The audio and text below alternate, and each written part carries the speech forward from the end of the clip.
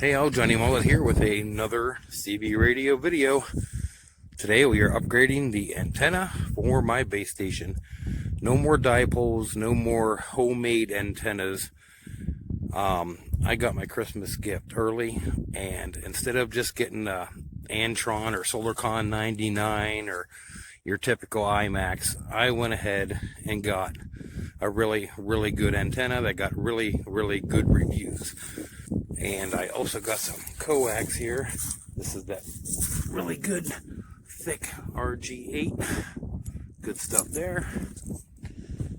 We have this 1.25" pole pounded into the ground about yay far.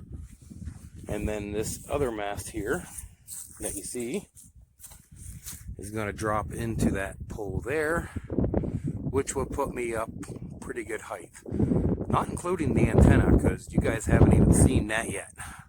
And we are going to attach that mast right to the side of the house. The reason is this antenna is very long and I cannot have it near power lines.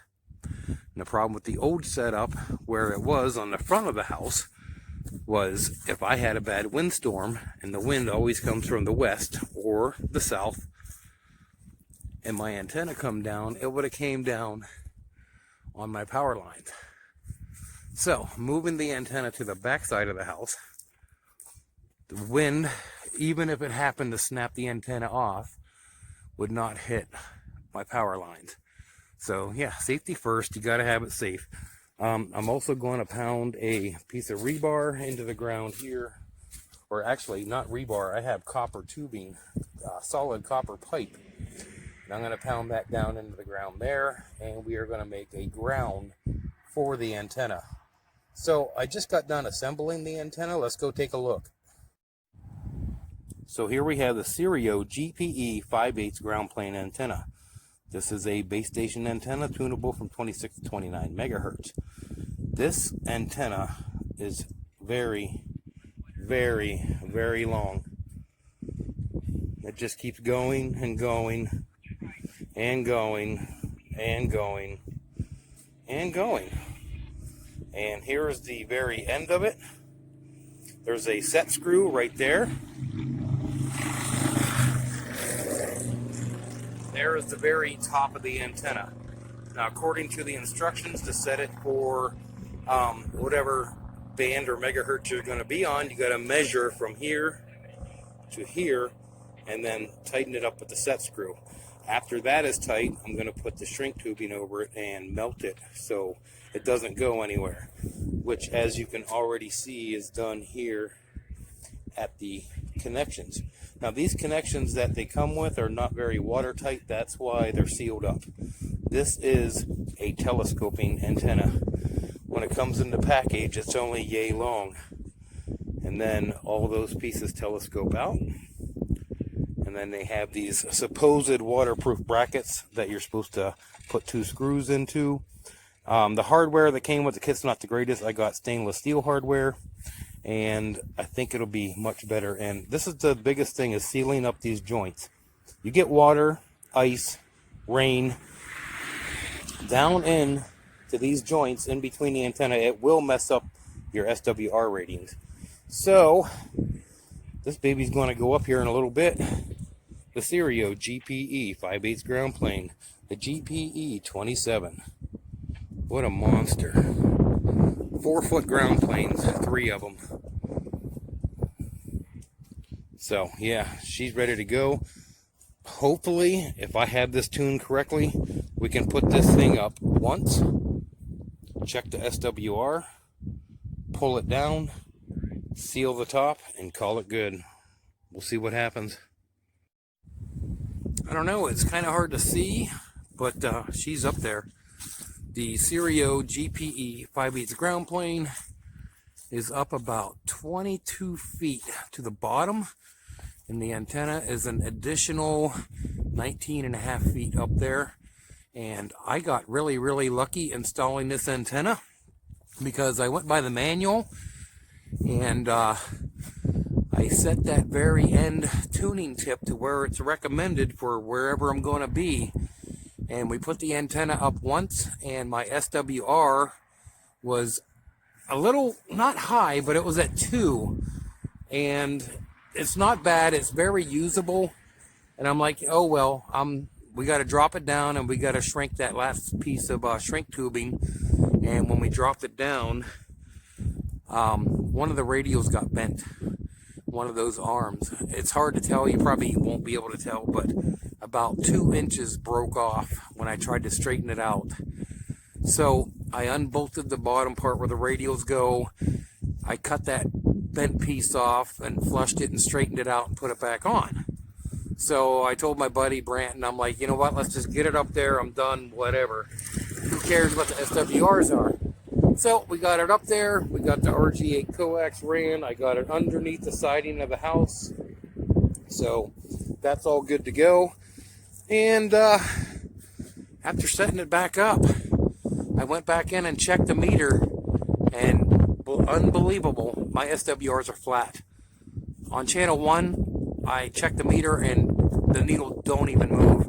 And on channel 40, it barely moves. So somehow I got lucky, and the SWRs are perfect. So there we go, base station CB antenna.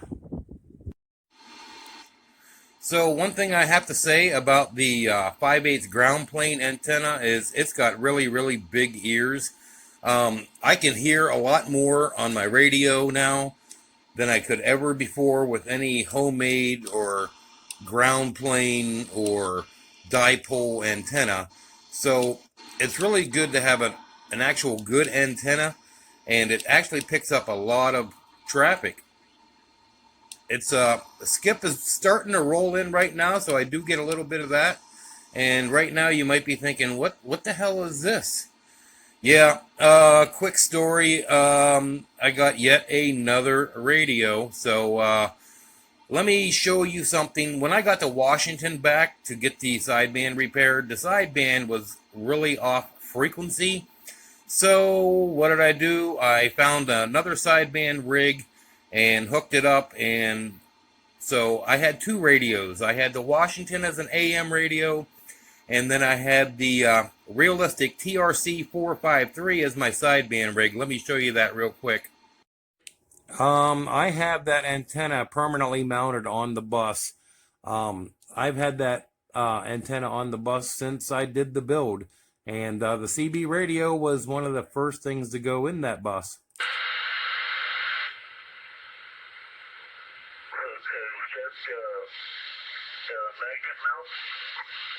Yep, roger that. Magnet mount antenna on the top of the bus, 11 feet off the ground.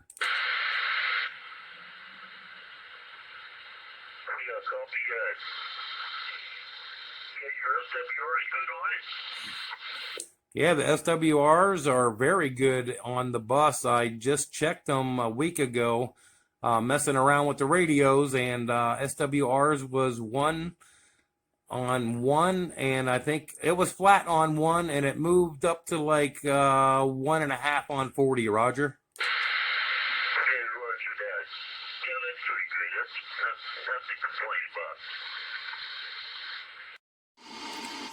So I'm not sure if you guys noticed on the video clip there with the TRC 453 that the watt meter down here I had set to the 100 watt scale, and if you were watching the needle, that thing was pumping out 19 watts peak on sideband. So that was a pretty good radio, but the deal was, it's like, look, I don't need a big base station set up here and then a small mobile with a power supply, so I can have a radio that has, you know, upper and lower sideband, and another radio for AM mode and all the extra channels that the Washington had. So I came across this rig here. This is an Intech HR 5500. This radio was sold under different names, probably 6 or 7 or 8 different names, like the Anytone 5555. This is a really, really nice radio. It has everything that all my radios have combined and then some. So what's nice about this radio, it has 5 bands here. So we can actually go into different frequencies.